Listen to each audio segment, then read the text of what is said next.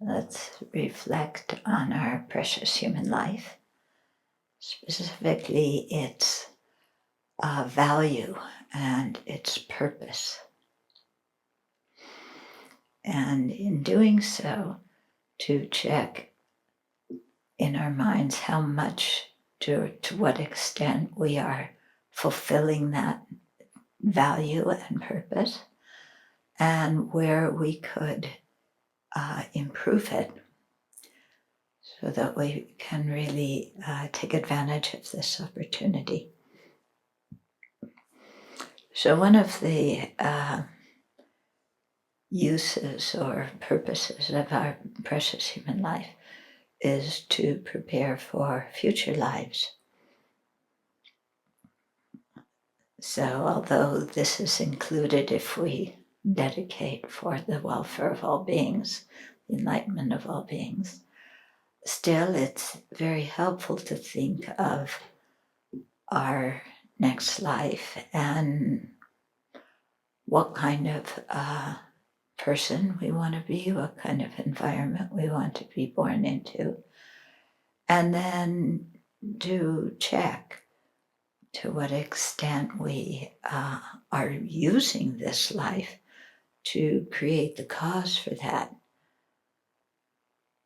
by keeping ethical conduct, practicing the 6 perfections, and then dedicating merit for that aim.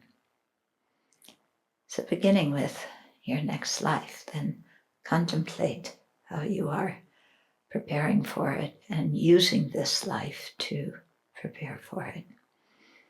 It's one way of taking the essence of this life.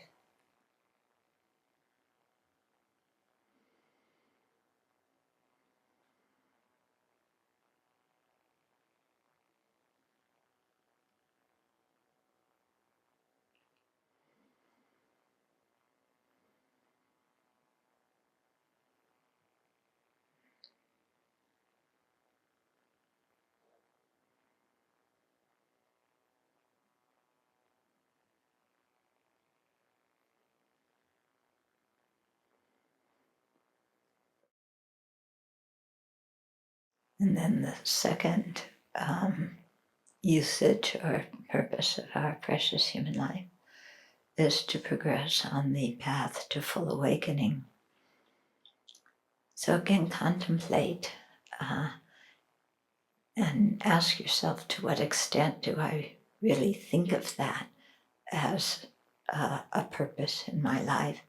To what extent do I create the causes for it by studying, reflecting, and meditating on the Dharma, and accumulating all the merit to support a realization of emptiness, studying emptiness, purifying to remove obstacles, and so on.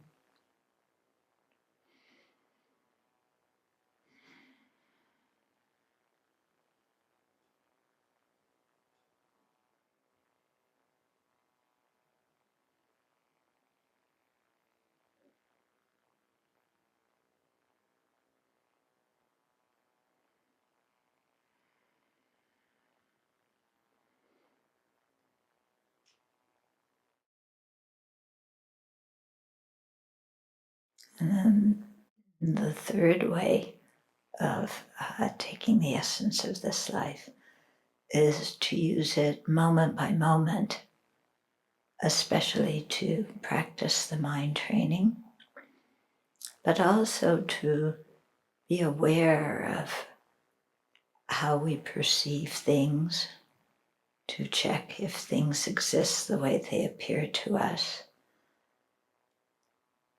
to observe when afflictions arise in the mind and then apply the teachings to release them and to generate virtuous attitudes and emotions in their stead. So here to check to see how we make our lives meaningful by doing this.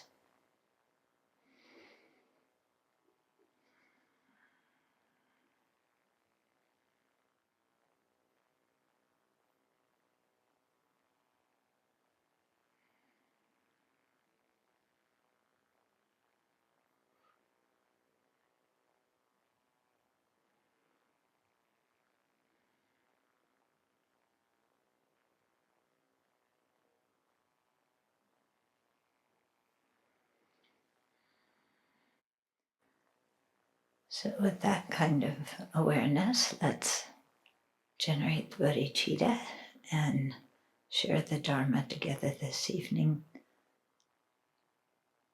so that we can progress towards full awakening for ourselves and for all beings.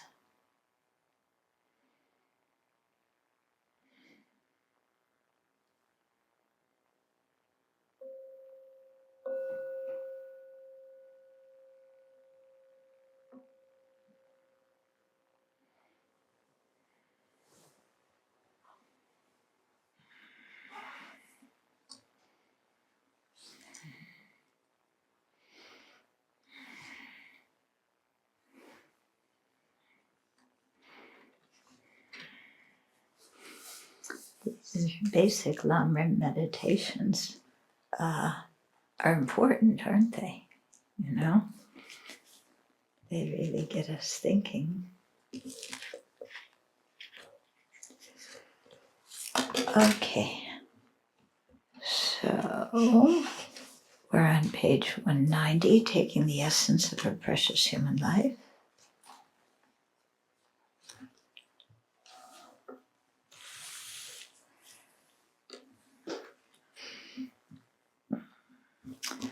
Okay, so holiness says if something is true, but does not have much to do with our daily experience, knowing it is not important, and our lack of understanding does not bring great problems.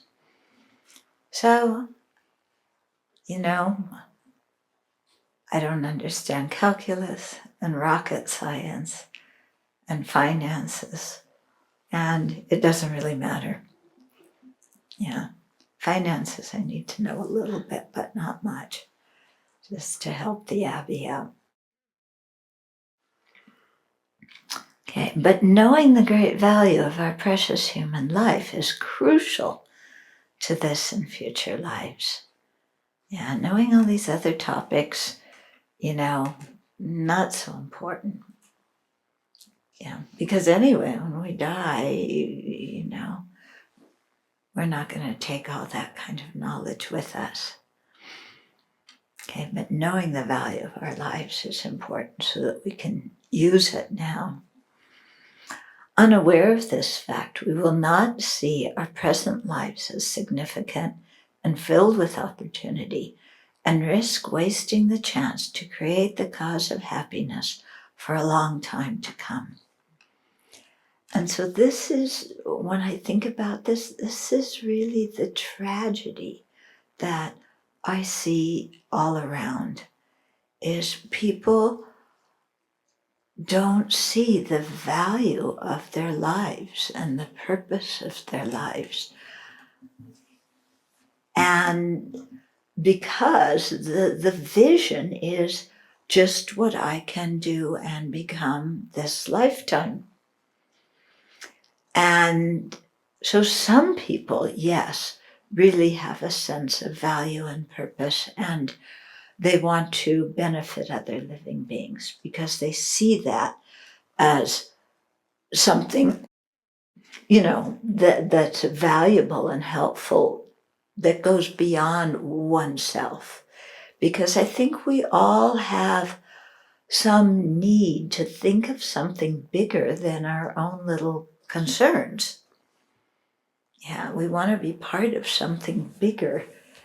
And the Dharma gives us that vision because we talk about so many lifetimes and so many sentient beings and so many things to understand and share with others and so on.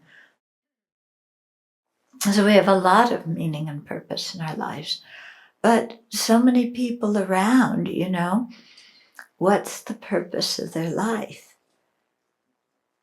Yeah, maybe, I don't know how many people really think about it, sit down and actually think about it, and how many people just kind of go along with whatever is happening around them, or however they've been conditioned to think, or whatever they've been taught that they should want and have and be.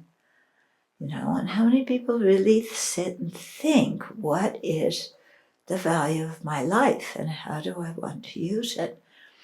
And so as a result, if you don't think about that, and if you don't have something that opens this wide horizon for you, then what happens is the value of our life becomes just being happy day to day. Yeah. And maybe having some long-term goals, wanting to make a certain amount of money, attain a certain position in society, be known as something, or, having children that will give you a legacy. Yeah, that will endure more than yourself. Yeah, so having kids. So, then with that kind of thing as the goal and purpose and value of one's life, then when we cannot gain those things, then there's a big feeling of disappointment, failure, inadequacy, uselessness. You want to have children because that will be your legacy, but you can't have kids. You want to make a certain amount of money, but you can't control the world, and coronavirus happens and you lose your job, or you're supposed to graduate and you can't have your graduation ceremony or whatever it is. And so, then kind of having certain goals, but then when you can't actualize them, feeling the frustration or inadequacy, and then the life, then self-recrimination, guilt, all sorts of things start to happen. And especially now we've really seen an increase in the rate of suicides. And we know some people who have suicided recently. And then we get requests to do prayers for people who have suicided. And, and that's so sad because these people have a human life and they could make it so meaningful, but they've never met the Dharma, or if they've met the Dharma, they don't really understand the purpose of their life, or something doesn't connect. Yeah. And so then the feeling is, well, the easiest way to stop my suffering is by stopping my life. And that's such a, it's so sad because our lives can be so meaningful. Yeah. And you don't have to be rich and famous to have a meaningful, purposeful life. So people who compare themselves to the dream person that they wish they could become but aren't, throw that away, because that dream person isn't actually the purpose of your life at all. It usually has something to do with the 8 worldly concerns. Yeah, but really think about how you can use your life and be a benefit to sentient beings. Even if you don't accept, past and future lives.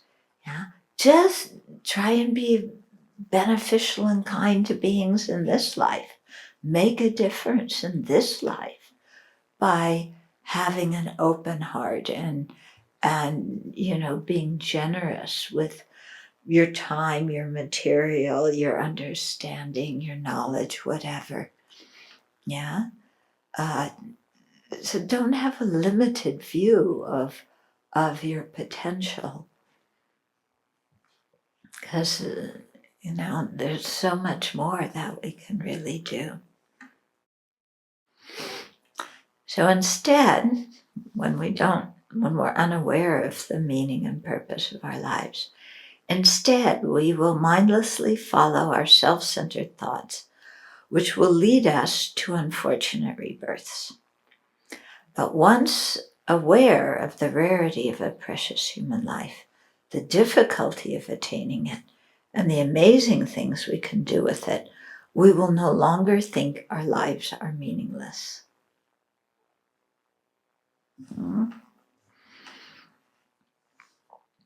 All living beings seek happiness and peace, and I believe attaining this is the purpose of human life. Happiness and peace depend on hope. People lose hope when their lives do not go smoothly, or they fail to actualize their expectations. Some people become depressed, and some look to suicide for relief, but that doesn't stop their pain. But when we understand that creating the causes for peace and happiness are within our ability, despondency cannot take root. So when we really have an awareness of the value of our life, like I was saying before, you never get bored and you never get despondent. Yeah, because there's, you see there's always something beneficial that can be done. There are two types of happiness, temporary and long-lasting. Experienced while we are in cyclic existence, temporary or temporal happiness includes the attainment of higher rebirth as a human being or God.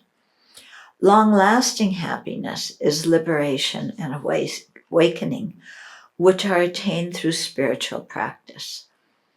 The way to make our lives meaningful and to attain these two kinds of happiness is by engaging in sincere spiritual practice, specifically the practice of beings of the initial, middle, and advanced levels. That is to say, we must aspire to attain liberation, generate bodhichitta, and ascertain the correct view of emptiness. If we have learned the Dharma and are skillful, no matter our situation in life, where we are, or what time it is, the potential to enrich ourselves through Dharma practice is always present. And so here, when you think, for example, of the situations of the Buddhists in China and in Tibet during the Cultural Revolution, when the monasteries were being torn down and the libraries burnt and society was in complete craziness. Yeah, if you've ever done any reading on the Cultural Revolution, the whole society, it was like community madness. Yeah. Everything was so involved about, transforming the whole society and being communist, that children were turning against their parents for not following the communist line.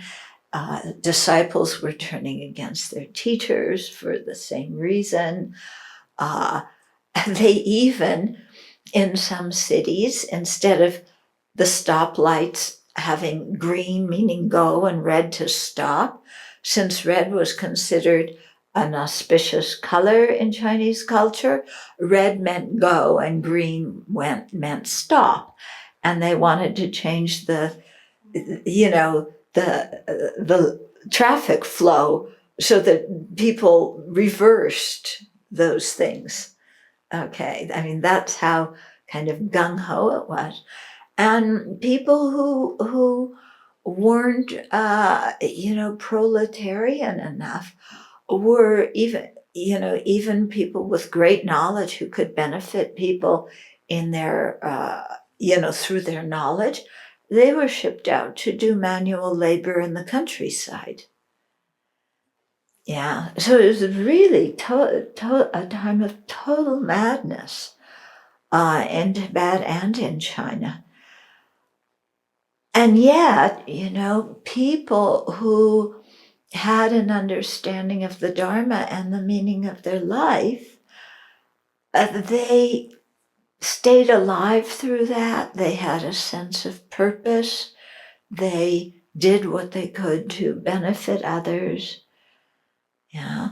I talked to one Lama, and he was telling me, because his family was well-to-do, that they took over his family's house, changed it into a prison, and he was one of the prisoners in his own house. So he didn't have any of the scriptures with him, but he had things memorized. So he did retreat. He couldn't have a mala. The authorities didn't let him have prayer beads. But he could estimate how many mantra he said according to where the sun was. So he did all these different retreats, while he was imprisoned in what used to be his family house. So he made his life quite meaningful. I talked to somebody else who, was again imprisoned with a lot of different monks, and he was able to pass notes to them about the Dharma, or they would ask questions, and somehow he was able to, answer the questions. So again, keeping up with, with their practice. And then, of course, being kind to others. And then, of course, we know the story of the monk who was in prison for many years, who went to see His Holiness, and His Holiness, after he escaped from Tibet, and His Holiness said, "What did you fear the most during all the years you were in prison?" And he said, "Losing compassion for the guards who were torturing me." So there he was in a situation of being tortured, but he was doing his Dharma practice. And of course, there's no accolades. He's not on the cover of a magazine. He doesn't have a website. Nobody knows about what he's doing. But he's practicing, and making his life meaningful. And so were many people who, had the Dharma in their hearts and in their minds in those really dire straits. Okay, so, when His Holiness says that whatever situation we're in, we can practice and not fall to discouragement, he's not kidding.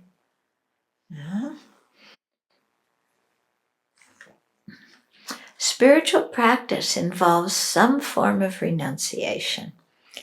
Misidentifying what to renounce, some people think they must give up happiness and undergo hardship and suffering by accepting extra problems and miseries that they did not have before. So, I have to develop renunciation. Oh, now I'm so miserable. I can't have a boyfriend or a girlfriend. Oh, I can't eat good food anymore. Oh, I wanted to really attain some status in society. That's discouraged. And then plus, I have to work for all these other sentient beings who are a big bunch of nincompoops. And imagine taking on all their suffering even when I breathe. And I do this and they don't appreciate it at all.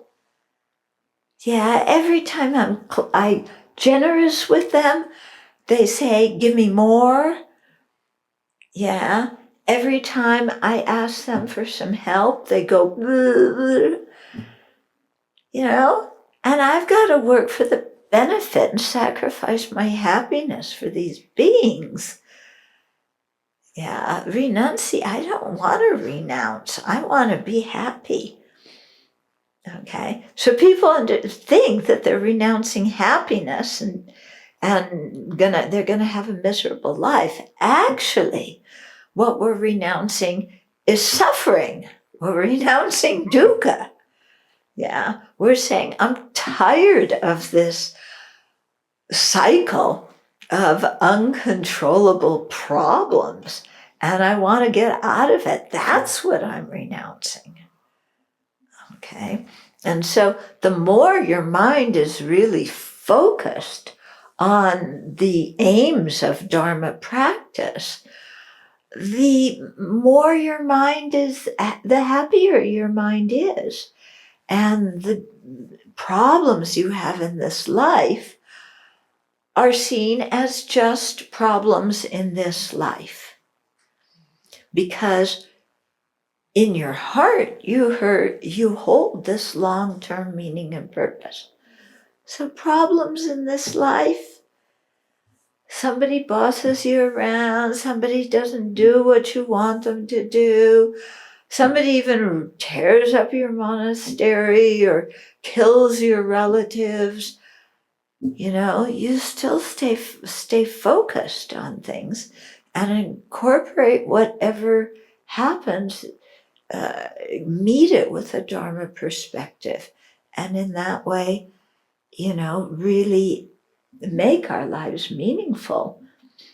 Okay. But if we misunderstand and think that we're renouncing happiness, and now I've got to go in the mountains and eat nettles like Milarepa.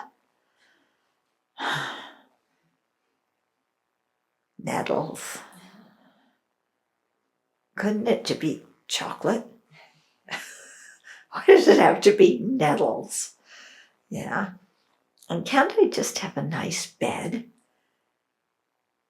Yeah. I mean, he slept on the stone, the cold stone. Okay. So His Holiness says, if it were so that we had to give up happiness and just suffer more by practicing the path, no sensible person would want to practice the Dharma. Okay, so whenever our mind goes haywire and we start thinking that the Dharma's causing us suffering, or, that we have to suffer to practice, then we have to recognize, I'm not seeing things correctly. The Buddha does not direct us towards suffering. Rather, he shows us the path to be free from misery. He does this by explaining that the roots of suffering, ignorance, animosity, and attachment, are to be renounced. And the causes of happiness, generosity, fortitude, compassion, and so on, are to be adopted. He teaches a gradual path so that we can practice according to our capability at any particular moment. Okay, without having expectations that we're going to be Buddhas already and should be perfect sentient beings, and then getting so down on ourselves because, we have these grandiose aspirations and we aren't there yet. Okay, so we realize Buddha's teaching a gradual path, and that's what we're doing. We're gradually developing ourselves. Yeah, and as we do it gradually, each step we take, we make it firm. Okay, so that when we are developing a certain ability, we each step of the way of developing it, we stabilize and make that firm instead of, I'm so compassionate, I'm going to give away everything I have, and you give away everything you have, and then they don't appreciate you, and then you say, what did I do? Okay, so that's not so wise. Yeah. Or we practice, we're so hard on ourselves. I do retreat, I'm meditating 20 hours a day, combating my wish to sleep, and renouncing my desire to eat good food. And I'm gonna do this, and I'm gonna sit up in my meditation cushion in my meditation seat, and I'm gonna conquer this body. You know? And then, you're able to do some of that. And then you go, forget it. Okay, I was able to never lie down when I'm sleeping and always sleep in my meditation box. And so what? It didn't help my mind at all. My mind is still filled with craving. Okay? So to really, practice in a wise way. So in this way, the Buddha's followers embrace a way of life in which they eliminate all suffering and its causes step by step, beginning with gross ones and proceeding to subtle ones. Okay. But we hear about the subtle ones, and it's like, forget the gross ones. I want to dissolve all the winds into my central channel so I can experience bliss and emptiness. But don't tell me to stop lying and stop sleeping around, because I'm beyond that.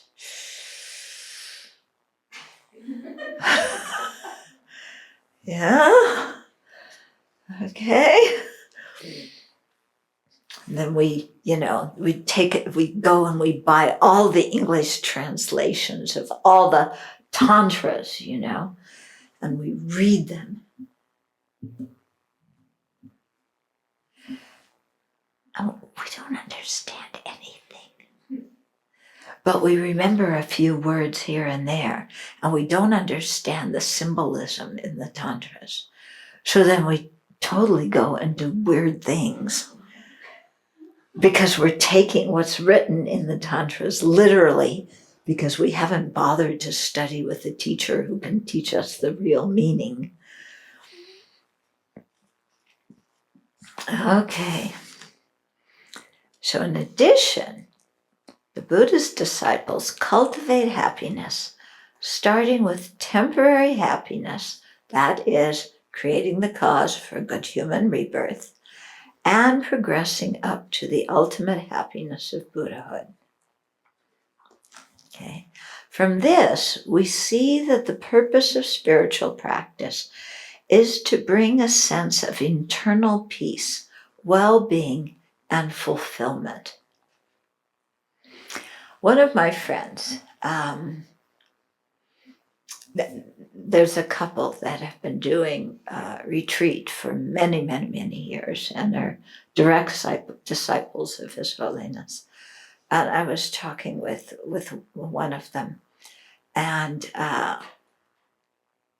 saying how this whole thing of bliss, when they say experience bliss, I have no idea what bliss means in Tantra, What does bliss mean? And my friend said, and he's been meditating all these years, and he said, I think of it as fulfillment. And I have been thinking about that ever since, because fulfillment I can understand. Yeah. When I think of bliss, I think of being so, what's the word? Almost giddy, unable to contain myself. Yeah. Which doesn't actually feel so peaceful. So obviously I don't have the right understanding of what it is. But when I think of fulfillment, I think of just a state of internal peace and well-being, that cannot be shaken, and that is totally free of, guilt, disappointment, self-recrimination, all those kinds of things. Just a sense of, So anyway, I, bring a sense of internal peace, well-being, and fulfillment. Now, it doesn't say ecstasy beyond belief.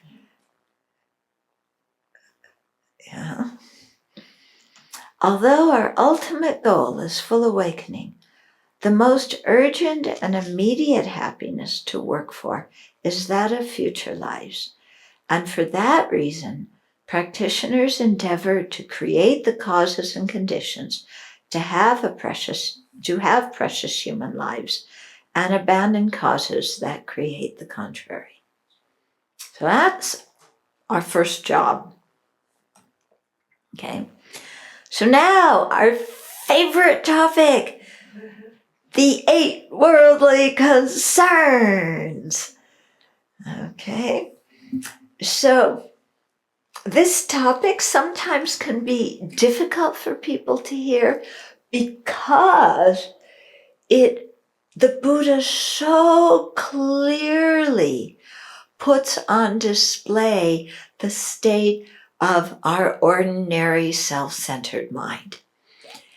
And we recognize ourselves so clearly in the 8 worldly concerns that sometimes it's really rather shocking, not to mention horrifying. Have you found that? Yeah? So, in the early years, when Venerable SK and I were at Kopan, which was your first meditation course? The 6th one. That was the one where he really went into... I went to the 8th, but I heard a lot about the 6th. Every day, she said. And also in the 8th course, continually, the 8 worldly concerns, again and again and again. And Lama Zopa did not let up. Okay? He hammered it into us. And in subsequent years, I've gone and thanked him for doing that. Because obviously, it has a powerful effect on your mind when you hear this again and again. That the demarcation between Dharma and not Dharma is the 8, or presence or absence of the 8 worldly concerns. And, being taught that at the beginning and having it emphasized, it's always there in your mind. You're not able to give up all the 8 worldly concerns at once, but there's mindfulness of when they come in their mind. There's an aspiration to do so.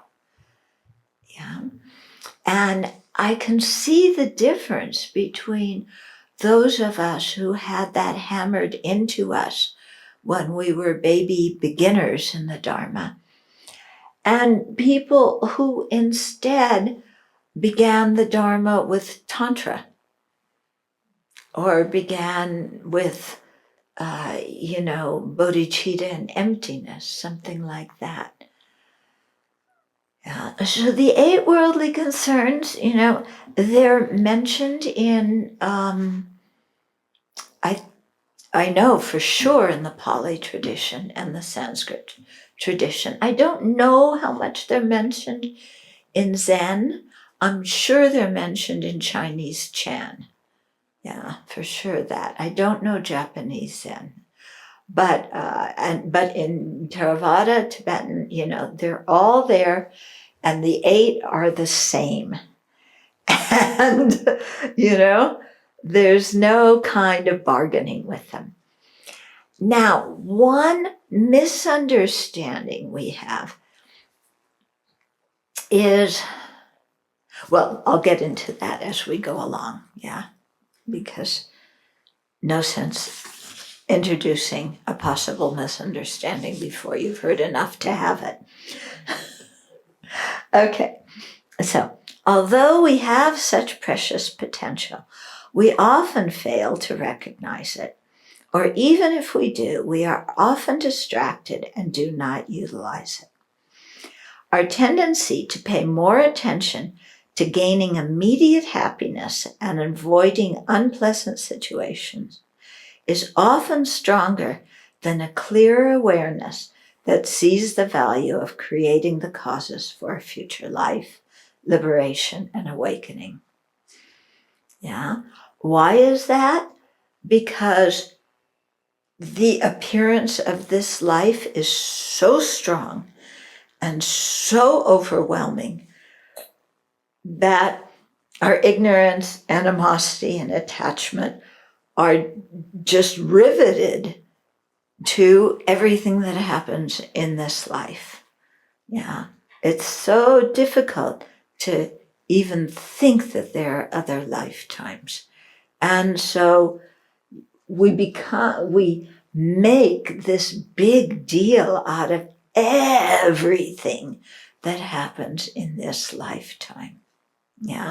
And we want to eke out every tiny bit of pleasure we can and avoid any tiny bit of pain. And we lose any perspective about the vast long-term purpose of our life and of our potential. Our chief obstacles at present are subsumed in the 8 worldly concerns, 4 pairs of delight and dejection that produce anger and attachment. Okay, so it's always talked about delight and dejection, but whatever we have delight for, it means we're attached to. And whatever we feel dejected about, it means that there's hostility or animosity towards that. Okay? So this is the yo-yo mind. If you ever wanted to understand why you have a yo-yo mind, the thing of the 8 worldly concerns explains it very clearly. So the following quote is from the numerical discourses in the Pali tradition. Gain and loss, disrepute and fame, blame and praise, pleasure and pain. These 8 worldly concerns revolve around the world, and the world revolves around these 8 worldly concerns.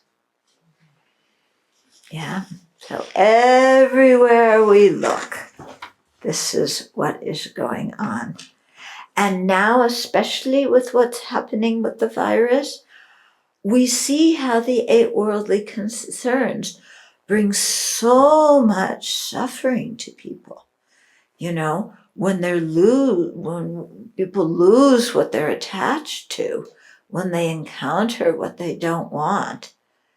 Yes, it is suffering, but the attachment that we have for 4 of the 8, and the aversion we have for the other 4, they make the suffering, they amplify the suffering, trillions of times, and make it much worse. So attachment arises toward one part of each pair. Material or financial gain. Do you like that? Yeah. It's nice, huh? Okay. Good reputation or image. Yeah. Okay, praise and approval. Mm. And pleasure, especially from sight, sound, smells, tastes, and tactile situations. We want that too, don't we? Aversion arises towards the other part of each pair. The lack of money and possessions, a notorious reputation, blame and criticism, discomfort or pain. Okay? So the nice things, woo, we're happy. And then when they cease, boo, we're unhappy. And, you know, when we've studied the three kinds of dukkha, the dukkha of pain, the dukkha of change, and the pervasive dukkha of pervasive dukkha of condition, pervasive condition dukkha, pervasive dukkha of conditioning. I forget how I translated it. Yeah, it has conditioned, dukkha, and pervasive in it, and I forget the order of the three words, but they're in there. Okay. Anyway, we can see that. Okay, the first kind, the dukkha of pain, that is from all the aversion towards four of those. Okay, the dukkha of change happens because we're very attached to the four nice experiences. Yeah, and craving them and thinking that they're going to last a long time, we're very attached to them. But the more we have them, the more they breed dissatisfaction. And eventually, we have to separate from them, or they lose their spark, and we go back to experiencing pain. Okay? So illustrations of these eight. So the point is, you know, there's no way that delight in four and dejection in eight, there's no way to twist those so that somehow we're going to have the perfect life and always be happy. Yeah. Illustrations of these eight abound in our lives. We try to arrange our lives to come in contact with attractive objects and people, tantalizing sense experiences, sweet, ego-pleasing words, money, possessions, and so forth.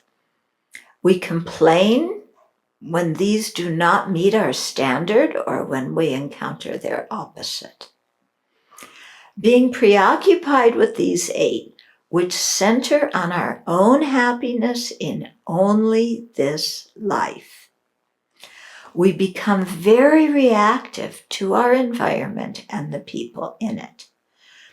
This emotional reactivity, clinging to what we like, pushing away what we don't, brings difficulties in this life and impedes actualizing our long-term Dharma goals because it distracts us from going in the direction of our long-term Dharma goals. And these eight get us involved in creating the opposite, creating the causes for more dukkha and more rebirth in samsara. Okay, so the first one, financial and material gain and loss. So I know nobody here is attached to this kind of thing, right? You know, it's all our families and the rest of society. They're attached to money, but we're renounced, right? Right? We don't care. Yeah, it doesn't matter. But before you ordain, you want to ask if you can keep your money or if you have to turn it over to the monastery. And where you ordain is going to depend on the answer to that. Because I don't want to give away all my money and possessions. I worked hard for them. I deserve them. Yeah. And then when you turn 65, I get Social Security. Money that I never even thought about, and now it's in my account. I have a whole $600 each month.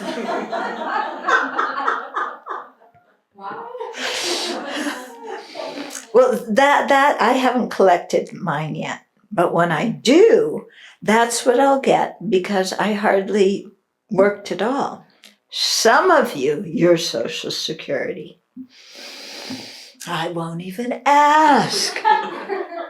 It's probably 2 or 3 times the amount that I'm ever going to get. Much less. No, I don't think so, because they work many more years than I did. What? Okay, so financial, material gain and loss. The first pair of delights and dejections involves our relationship with money and possessions. We are elated when we have a lot of money, or at least more money than we had before. Okay. Nice clothes. Yeah. Oh, but I've renounced that. But when I ordain, I want a new shemmed up and new robes. I do not want to wear hand-me-downs. Right? And I want my robes and my Zen to match. Yeah. I want really nice shoes. And I want one of those special razors. Yeah. So either the one that has 5 blades or the buzzing ones that Venerable Yeshe found. Those are really good. Okay, but I'm renounced. Okay. Right? Yeah. We want to, so we're elated when we have a lot of money. Nice clothes. Okay. A comfortable house. Well, okay, I don't have a house, but I have a room. And I want a bookshelf, and I want a bed that is just hard enough or soft enough so that I like it. I want a comfortable chair. Yeah. I want my favorite blanket. I want a mat beside the bed, so when I get up, I put my little toesies on a nice soft mat. Okay, I want the walls painted a same color. But actually, if there's too much furniture in the room, I don't like it. Get this bookshelf out of here. Okay, why did you put such a big chair in here? I don't want it. Okay, and I don't like the blankets. Why can't I bring my own blanket with that I've used all these years? Why do I have to use the blanket that somebody else left behind? But you know what? We all take our blankets with us and we just don't tell the abbess. So even though we're breaking a rule, she doesn't know about it.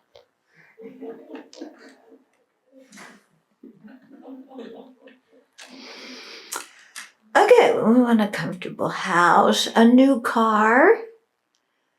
Okay, good sports equipment. Can't we play badminton at the Abbey? You know, or touch football? We want good tools. We want a chainsaw that never breaks, a sewing machine that's really good. Okay. What else do we want? What? Oh, a chainsaw that you can start. Fantastic. Definitely. We want that. We want certain kinds of walks too, don't we? Okay.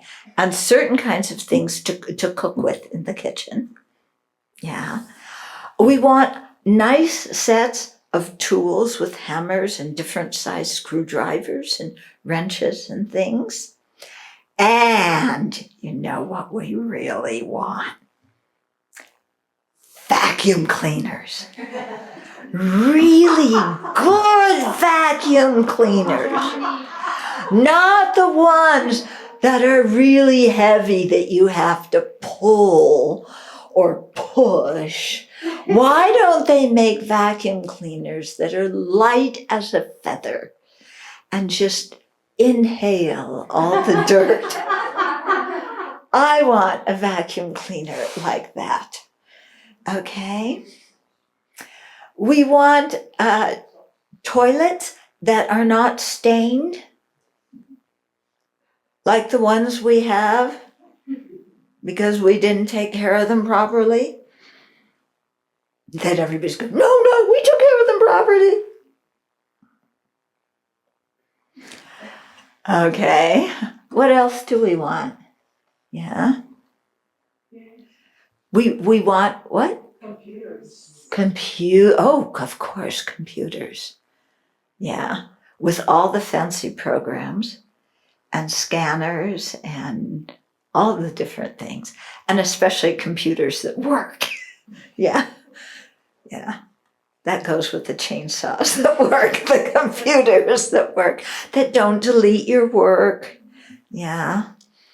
Okay. We want new cameras. Yeah.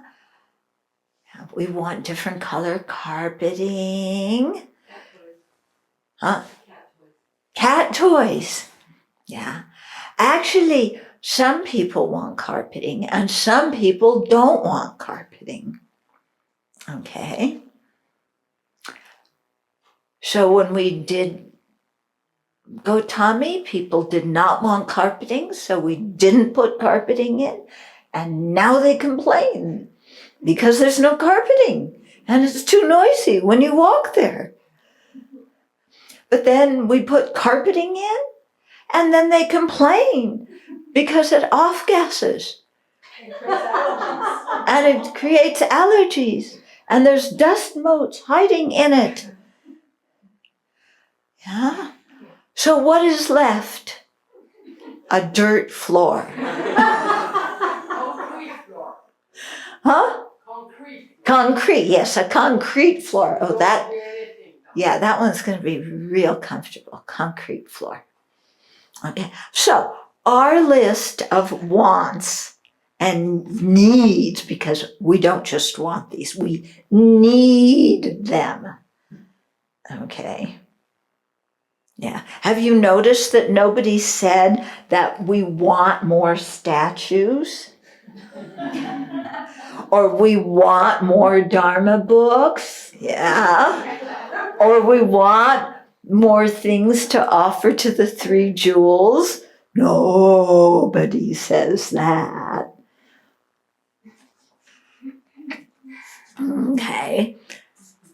Okay. So, and we become upset when we are unable to procure the things we desire. Oh, I want to get this for my department, but there's a $200 limit about what I can spend. So I asked the harmonizers and they have a $600 limit and they said no. And I asked the abbess and she gave me a dirty look. And so I can't get all these things that I want, but it's actually, I don't want them. It's for the Abbey. It's for the Abbey. Yeah. Okay. So we become upset when we're unable to procure the things we desire, when they are destroyed, or when they're taken away from us. Yeah. Or when we get what we don't like. This soap smells! It has fragrance in it! Get the beep, beep, beep out of here! I can't stand it! Get rid of this stuff! Everything around smells. Yeah. Sadly, many people measure their success in life by their material wealth. No matter how much they have, they are never satisfied and never feel fully successful. It's true, isn't it? When you think of your family and friends, how many people really feel like they have enough and that they've been successful? Yeah. I read one thing that what Bill Gates assesses in his life to see if his life has been good each year. And it's, have I made new friends and have I deepened the friendships I have? So something concerning other living beings. Of course, we need to take care of these practical aspects of our lives. But if we pay undue attention to material possessions and finances, we become a slave to them. Once we are entrapped by their lure, contentment evades us. Quarrels ensue as we try to procure more and better and more and better and more and better and protect what we already have. Yeah, that's why gun sales went up with the virus. Not because the guns are going to protect you from getting the virus, but because people think society will just completely decay, and then you're going to have to, have a gun to defend others from taking your house or your bird feed or whatever you have. Already that kind of fear and projection. Yeah, so toilet paper and guns.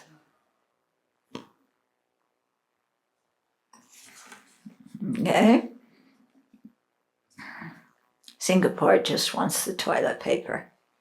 Yeah, they've given up their guns. Good for them. It's nice in Singapore. As a woman, you can walk there any time at night. Nobody bothers you. You're not afraid. That's very, very nice.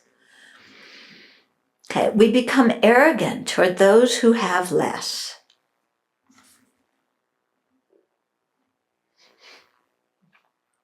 I have nicer robes than you do. Okay. Jealous of those who have more. You get so many offerings. Your friends send you new sweaters and new jackets every year.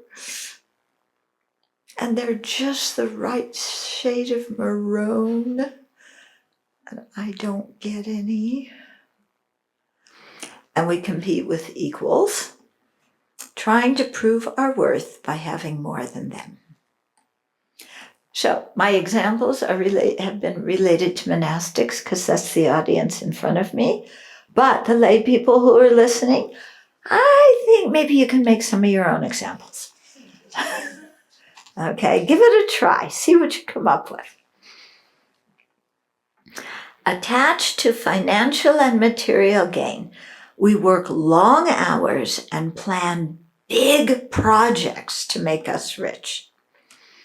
Unless we are able to use the money wisely to benefit others, the process of gaining wealth consumes our time and energy so that we have little left for practicing the Dharma. Okay, so this is something I hear very often from people. I want to accumulate wealth because then I can make more offerings to the Sangha and to Dharma centers and to the Three Jewels. And I can, support Buddhist publications and do all these wonderful things for the Dharma. So I really want to have a good career and do all of that. And so people will come to me and say, well, I've thought of ordaining, but actually, if I have a career, I can really do so much better and buy all these things for So what do you say to those people, They go and do what they want. Then, because they've all promised, when I have money, I will give it to you, or to your organization or whatever.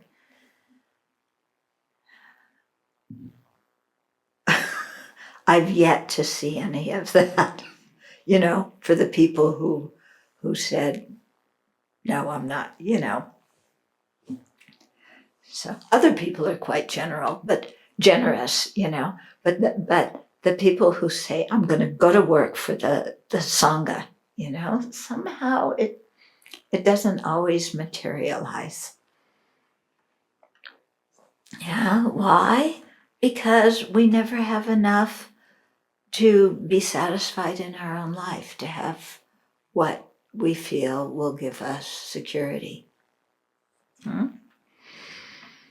In the process of accumulating wealth, our ethical discipline is easily corrupted. Those who are greedy become involved in activities that harm individuals and society, and that result in scandals and prison terms, as we see so many examples of. Unfortunately, some lamas and geshis initially live a simple life, studying and practicing diligently. They are very humble and not at all arrogant. Later, when they have many disciples, especially wealthy ones, they become ostentatious. They forget the many years of sacrifice they went through for the Dharma and are corrupted by seeking wealth and fame. We must be attentive to not do this ourselves. Okay. One Lama told me that when they were initially refugees, when they fled Tibet in 1959 and they wound up in Buxa in the old British POW camp, he said that everybody was poor, because they all just left Tibet with only their tea bowl, they didn't take anything with. And he said, when we were all very poor, we were so generous with each other. We shared things. But gradually, as we began to accumulate things and we became wealthier, then some sense of competition came in. Who had the nicest temple? Who had the biggest temple? And he commented about how sad that was.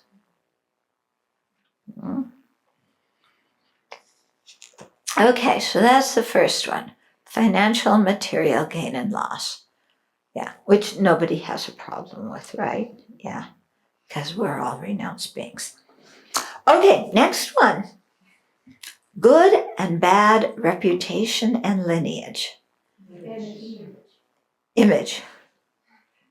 Yeah, well, lineage too, but also image, Okay, so we aren't attached to that either. All these other people, they want a good reputation. They want to have they strut around and try and create a good image, but not us. We're renounced, right?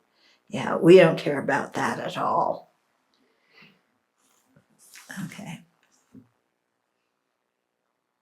But be sure and put my name on the things that I do. Yeah, and I looked in the annual report and I counted how many times my picture was in there and how many times they mentioned my name. And it wasn't enough.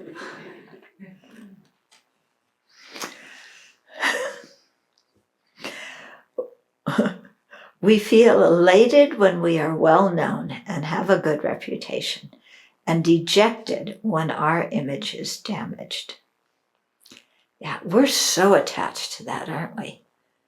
Are you more attached to your reputation and image or to money and possessions? Reputation. It's sad, isn't it? Because what is a reputation? Somebody else's idea. Yeah, it's people's ideas. Yeah. A reputation doesn't have color or shape or materiality. Yeah. You can't see it or hold it or smell it or touch it. But boy, are we attached to it. And all it is other people's thoughts. Not just their thoughts in general, their thoughts about us. Okay? And not just one or two people's thoughts about us, because that goes in under approval and disapproval. But this is the thoughts of a group of people. Okay? My image in whatever group I belong to. Yeah? So you start even with your family. You want to have a good image of your family. Yeah? So that when all the relatives get together and gossip about each other, they say nice things about you. Yeah, not mean things. Right? Yeah? Okay. We want to have a good reputation here in the Abbey or amongst the supporters that come. Yeah, we want to be known as, the nun who does this or knows that or has reached this or whatever, I am the kindest nun. I am the nun who coordinates everything and get everybody to do things. I am the nun who broadcasts stuff. I am the nun who does, Okay, so we want a good image. In regular society, yeah, whatever group, again, within a family, you want a good image in your family. Your workplace, boy, you better have a good image, otherwise you're not going to get a promotion. Yeah, maybe beyond your workplace, whatever field you work in, you want people beyond that workplace to know about you and what you do and think what you do is fantastic. Okay. Yeah, we want to be known in society. And an invitation to speak at some kind of enormous conference, we won't turn that down, especially if there's 5,000 attendees. Whatever your profession is, and you're invited to be a keynote speaker at a conference in your profession. Woo! Or whatever magazine that your profession puts out. Yeah, you're known in that magazine. Yeah, you are interviewed in the Buddhist, magazines. They mention your name online. Yeah. People think that you must have great realizations because they know your name.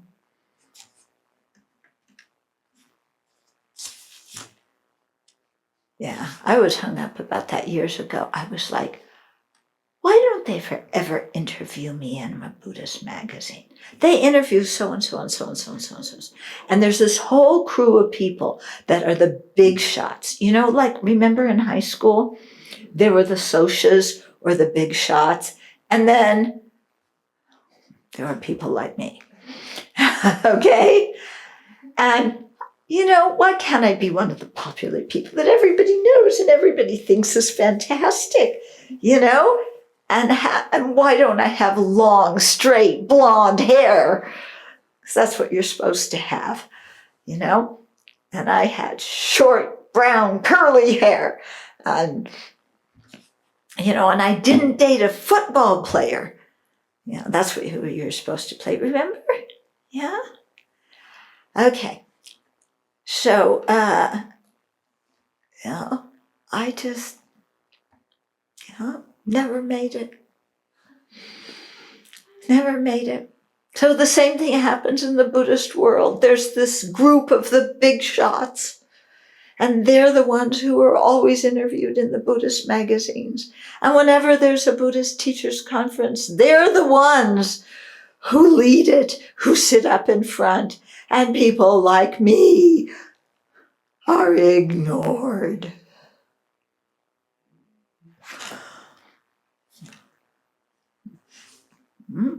So I really wanted to have a good reputation. And then I had a very good experience that cured me of that, which I think you've heard the story of. But there's a few people who haven't heard it, and I like to tell stories about myself. So I will grace you with this story. So it must have been it was the early 90s, and His Holiness was speaking in Arizona. Okay, they had this big Dharma thing in Arizona, and His Holiness was speaking, and twice a day, morning and evening, and morning and afternoon. Then in the evening, they asked different people to come and give a talk. Okay, so one evening they had asked me to go and give a talk. So I gave a talk, and I think I must have been very funny that evening, and made people laugh or whatever. Whether I said something meaningful or not, I have no idea. But anyway, the next day, His Holiness is teaching. There's a break, and I want to go pee-pee. So I stand up from my chair and I head towards the toilet. And I walk 2 steps and somebody stops and says, "I loved your talk." And I go another 2 steps. And, "Oh, your talk was so good." And another 2 steps. And, "Oh, I really appreciate it." And all I wanted to do was get to the toilet ASAP. And I couldn't do it because all these people were stopping to tell me how fantastic my talk was. Yeah, that cured me of wanting a reputation, because it isn't worth it. Yeah, when you can't make it to the toilet when you have to go, your reputation counts for nothing. It's totally useless. Okay? Yeah. Okay. Continually preoccupied by what others think of us leads to self-preoccupation and emotional instability. Do they like me? Do they not like me? Did they hear about what I did? Was I successful in covering up what I did? We pay a lot of attention to appearances, and lacking sincerity, we use others for our own advantage. Yeah? So however we can use other people to introduce us to famous or rich people so that we can become more famous and rich, we do that, and we don't care beans about the other people. Yeah, we're just looking for advantage. Okay, we have excellent examples of that now in our government, don't we? Of people who only care about their reputation. And look at the harm that is coming to the country because of it. Okay, reputation and power. Yeah, the 2 of them. Many people succeed in achieving a good reputation or a high rank, but lack internal peace and true friendships. People are attracted to a famous person because of his or her reputation.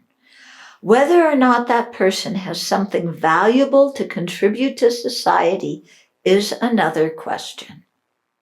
Okay, so we look at the movie stars, you have to have a certain kind of look, a certain kind of body. The sports stars, you have to, again, be really good in your sport so that everybody looks at you, everybody talks about you. Nike and I don't know, all these other people want you to wear their shoes and will pay you a lot of money to wear their shoes, because you have a good reputation, and then you can drive up their sales and you don't mind the extra money and extra fame at all. Okay. Or how they have, what do they have? The Emmys, the, what? Yeah, the Grammy. Yeah, the, what? The Oscars. Oscars, oh yeah, the Oscars. Huh? The Tonys. Yeah, the Tonys. Golden Globe, And so everybody, it's amazing if you ever look in the pictures in there. The women wear as little as possible, and the men are buttoned up to here with tuxedos and down to here. It looks like it looks crazy. And everybody wants to stand on the red carpet. Because if you stand on the red carpet and they take a picture of you when you're standing like this, you have to stand with one leg out and your hip stuck out, one hand on your hip, At least the women have to stand like that. The men, they stand it some other way. But, you have to stand like that and look really sexy. Yeah? Doesn't matter how old you are. You have to look sexy. Yeah? And that becomes the purpose of your life so that you can have a good reputation. And so that you get more comments in the gossip columns in the newspaper than other people about what you wear. Yeah, or how much you don't wear. Yeah. You look at what these people wear, it's absolutely hilarious. And how much it costs. And how much it costs.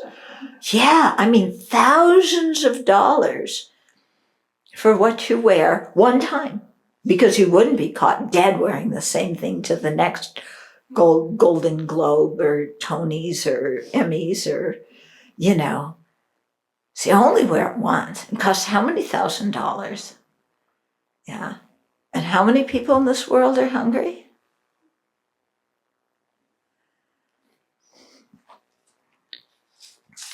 Okay.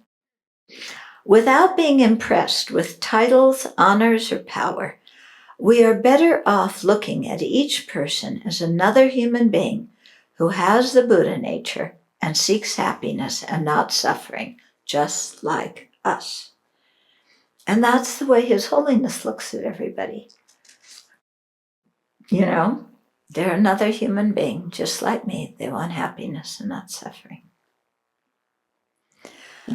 I had to laugh when, I won't mention names, but when one of our leaders, when a few days ago it was said that when out in public, people should wear masks.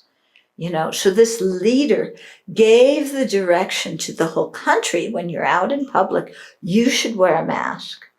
But I don't want to wear one because it would be really not look so good if I'm sitting in the Oval Office and kings and queens and business people and presidents and prime ministers and executives and sports stars and so on came in to see me and I was wearing a mask. In other words, look who I hang around.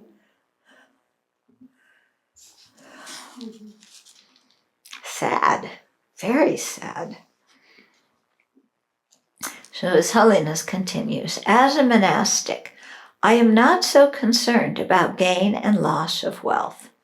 However, as the Dalai Lama, I sit on a high throne when I teach, and sometimes in the corner of my mind the thought arises, I hope people respect me.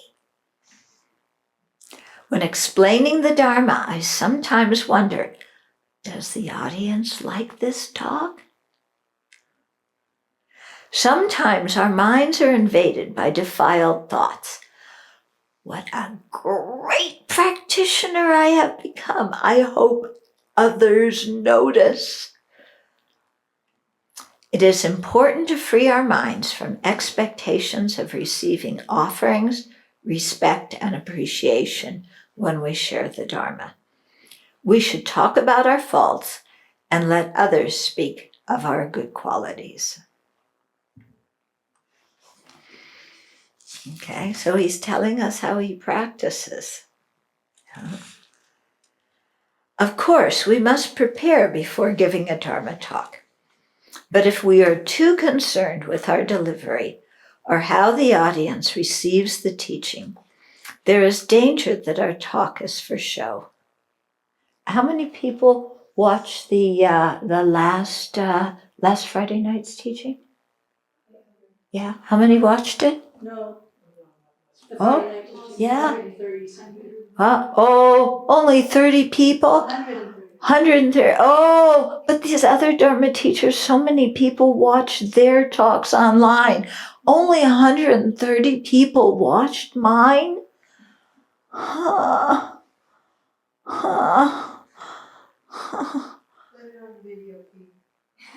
But what? Oh, yeah, it must be the video team's fault. Yeah. Because I was so careful in my delivery. I mean, didn't I lead a really excellent meditation at the beginning of last class? I know you can't remember it. In fact, you probably can't even remember what topic I talked about last week. But wasn't it good? Wasn't it good? Yeah? Okay. Instead of being apprehensive about what others will say about us, we should generate a sincere motivation at the beginning. Although I do not know much, I will explain what I understand. And that's it. That's what we have to do. I don't know much. I explain what I understand. When other people ask me questions and I don't know the answer, I have to say I don't know. Okay. So if we have that kind of mind, I explain what I understand, then I will not be nervous. Then we will not be nervous and will speak truthfully. If people ask questions that we cannot answer, we simply say that we do not know and use it as an opportunity to learn more. Yeah. But I really want to know how many people watched the recording of it afterwards. Even if I didn't know the answer, did they think how humble I was and what a good spiritual practitioner I was for being so humble and saying I don't know? Yeah, I hope a lot of people watch that teaching. Yeah. Did you send out flyers, publicity team? Did you put it on flyers?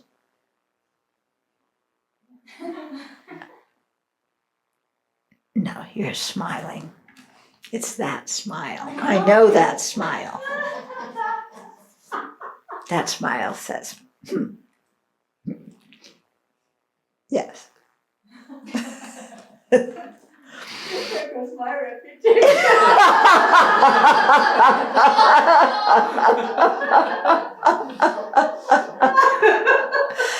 there's a certain smile that says, yeah, you think I'm going to do that? Good luck. Oh.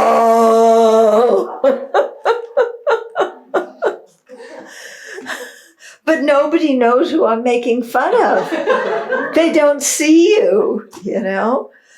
So now I'm ruining my own reputation, because what are they going to think of me because I put somebody else down, even though they deserve it.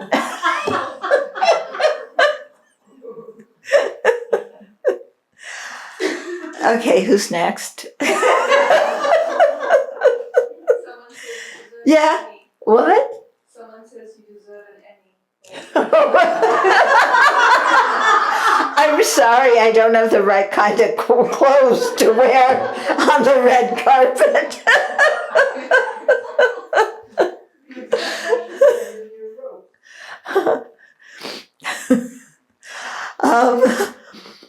Okay, so His Holiness says, a member of my staff chided me, saying that I don't prepare my speeches well enough. Perhaps he would like me to make more astute comments about complex topics. However, I feel more genuine when I talk about what I practice and live myself. When I do that, I'm not worried about whether or not others like my talk. Comments, questions? Early on, Jolene just clarified that yes, the Zen tradition does cover the 8 worldly concerns and that it's an important topic. The what comes? The Zen tradition does cover the 8 worldly concerns and it is an important topic. Okay, good. Yeah, I know the Chinese Chan does. Didn't know. When we were at Luminary Temple and you taught on this topic about the 8 worldly concerns coming out in meditation, then they told me the Chan tradition story of the 8 worldly concerns. It's called the 8 winds, unmoved by the 8 winds. Mm-hmm. Yeah. And the story is that there was a very famous poet, right, who thought he had realization. So he wrote this poem that ended with like, unmoved by the 8 winds, I sit upright on a golden lotus. Then he felt very pleased with himself and he thought, I'm going to send this poem to the great Chan master who lives across the river. So he sends a messenger, across the river by boat, and then he gives the Chan master the poem, who reads it and bursts out laughing, and then writes 2 words and sends it back. Then the messenger sends it back, and the poet opens the letter, and then he just sees 2 words, stop farting, which, basically means bullshit in Chinese. Yeah? So the poet is like tremendously upset, right? So he gets in the boat, and he's like, I gotta settle this with the Chan master. He gets in the boat, goes over to the monastery, but the monastery door is locked, and on the door is pasted a note that says, unmoved by the 8 winds, blown across the river by a single fart.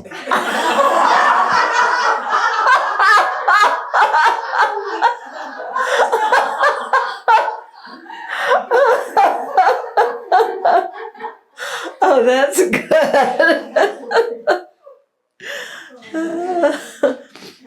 Uh-huh. Alex Gerard online is asking, what or how might one behave if one isn't entwined with the 8 worldly concerns?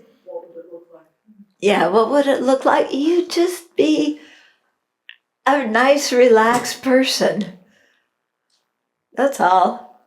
There'd be space in your mind to be kind to other people. You don't get bummed out about stuff. You don't get anxious about stuff or worried about what other people think about you. You just kind of, relaxed and have so much time to dedicate it to your practice and developing Dharma qualities inside. Someone else is thanking you for the joy and saying that we need Dharma laughs right now. Someone is thanking you for the joy and saying that we need Dharma laughs right now.